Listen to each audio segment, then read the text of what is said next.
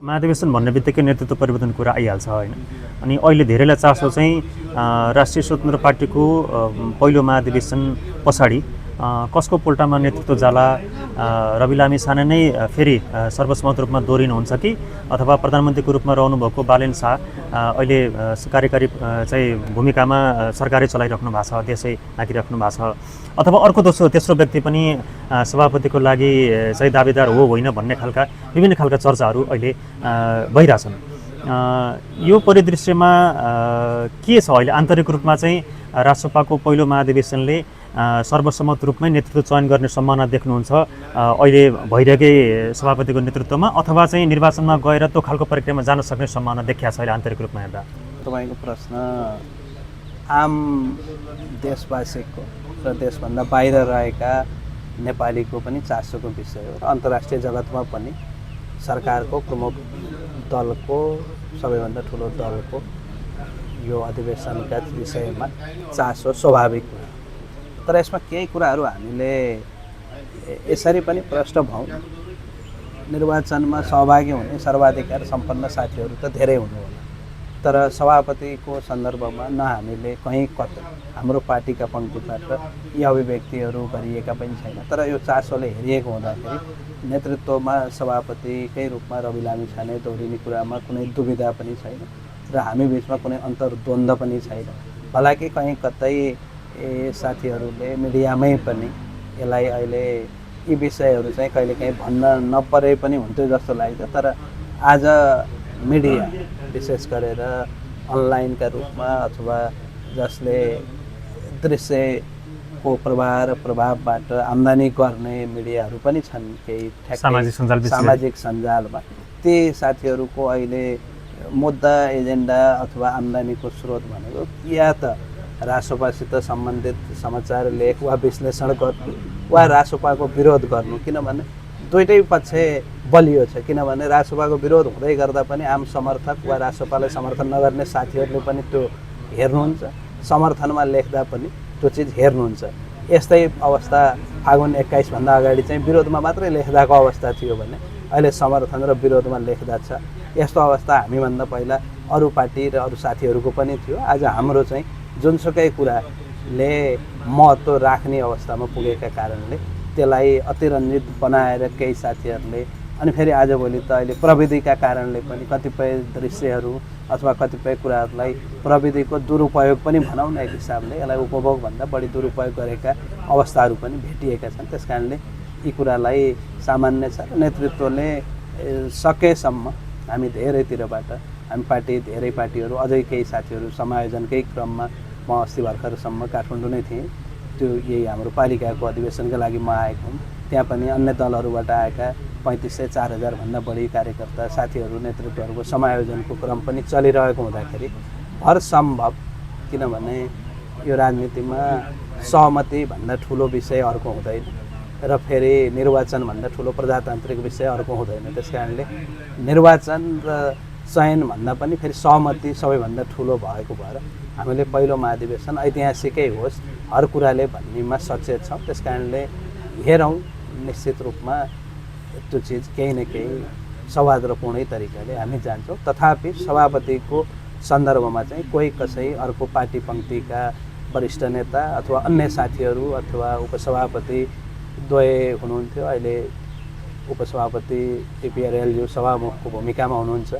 त्यसपछि हामीले पदहरू पनि अलिकति बढी सृजना गरेका छौँ। त्यस कारणले गर्दाखेरि मलाई लाग्छ कुनै पनि किसिमको विमति नभइकन हामी सहमतिकै हिसाबले वा सहमति नहुँदै गर्दा पनि फेरि प्रजातान्त्रिक विधिलाई त हामीले अवलम्बन गर्नै पर्छ। त्यसमा कुनै दुविधा होला जस्तो मलाई व्यक्तिगत रूपमा लाग्दैन।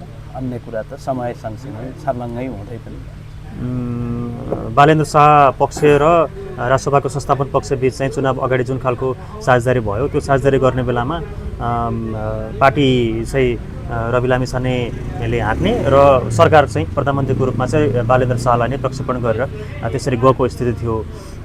र यो चुनाव यो महाधिवेशन पछाडि चाहिँ अहिले त्यही अन्तर्गत रहँदै गर्दाखेरि पनि पार्टीको नेतृत्वमा रवि लामी छाने यथावतै रहने सन्दर्भ रह्यो भने चाहिँ तपाईँहरूको विधानमा त्यो उल्लेख छैन कि वरिष्ठ नेता अथवा विशेष नेता त्यसरी चाहिँ विधानमा उल्लेख नभएको अवस्थामा चाहिँ बालेन्द्र शाहको पार्टीमा पोजिसन चाहिँ के हुन्छ अहिलेका प्रधानमन्त्री? त्यसको बारेमा पनि हाम्रो छलफल भएको छ। हामीले पहिलो कुरो त हामी एउटा संस्कार के भने कार्य सम्पन्न गर्नका लागि एउटा पद नै अथवा कुनै एउटा यस्तो चिज नै चाहिन्छ भन्ने होइन। जसरी अहिले हामीले सहर्ष रूपमा बालेन्द्र शाह जति बेला काठमाडौँ महानगरको मेयर हुनुहुन्थ्यो, उहाँहरूको समूह र हाम्रो समूह जसरी हामी एक भयौँ, त्यो हुँदै गर्दाका शर्तहरू, त्यो सम्झौताका मुद्दाहरू हामीले सार्वजनिक गरेका छौँ। यो होइन कि हामी यसमा कुनै विवाद अथवा एउटा काम गर्नका लागि परिचय नै पर्याय चाहिँ होइन। परिचय नहुँदै गर्दा पनि र पद नहुँदै गर्दा पनि हामीले संसदीय दलको नेता एकै पहिलो बैठकबाटै बनाएका हौँ। त्यसपछि प्रधानमन्त्रीको रूपमा हामीले निर्वाचन अगाडि नै हामीले घोषणा गरेका हौँ। कहिलेकाहीँ प्रत्यक्ष कार्यकारी निर्वाचित प्रधानमन्त्री भनेर हामीले बाहिर साथीहरूले समयमा हल्ला गरिरहँदै गर्दा, चर्चा गरिरहँदै गर्दा एक हिसाबले भन्यो भने त हामीले बालेन्द्र शाहलाई प्रधानमन्त्रीका रूपमा प्रत्यक्ष निर्वाचित जस्तै गरेर उभ्याएको हो।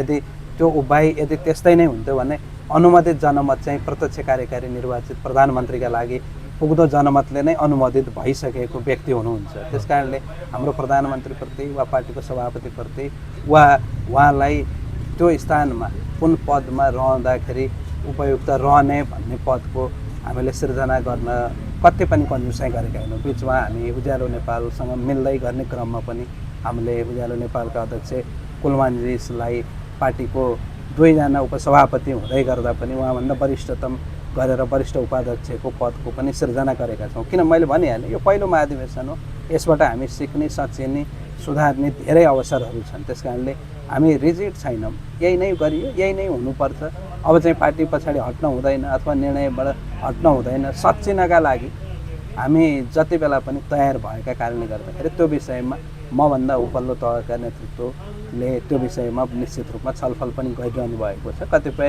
तयारीका सन्दर्भमै पनि भएका कारणले निश्चित रूपमा कुनै न कुनै स्थान र कुनै न कुनै अवस्थिति त रहने नै छ। महाधिवेशनले नेतृत्व मात्रै चुन्दैन, यसले नीति पनि बनाउँछ अथवा भावी कार्यदिशा पनि तयार गर्छ।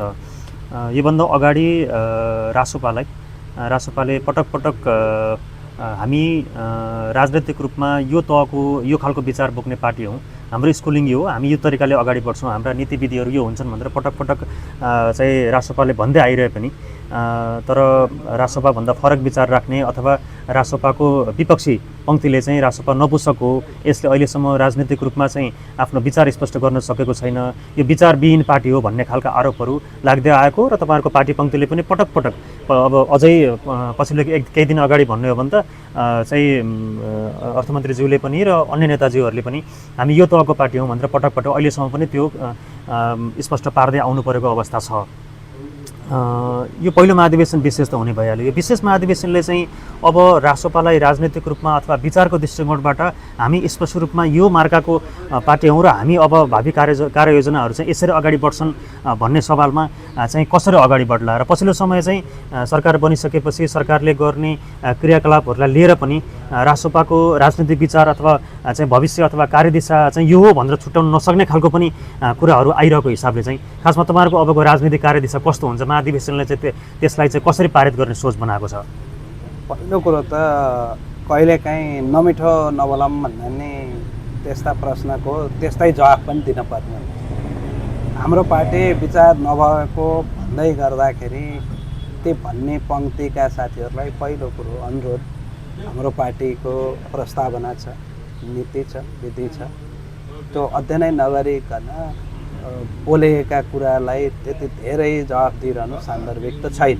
तथापि हामीले निर्वाचनमा जाँदै गर्दा वाचापत्र सार्वजनिक गऱ्यौँ, त्यही अनुरूप काम आज हामी गरिरहेका छौँ।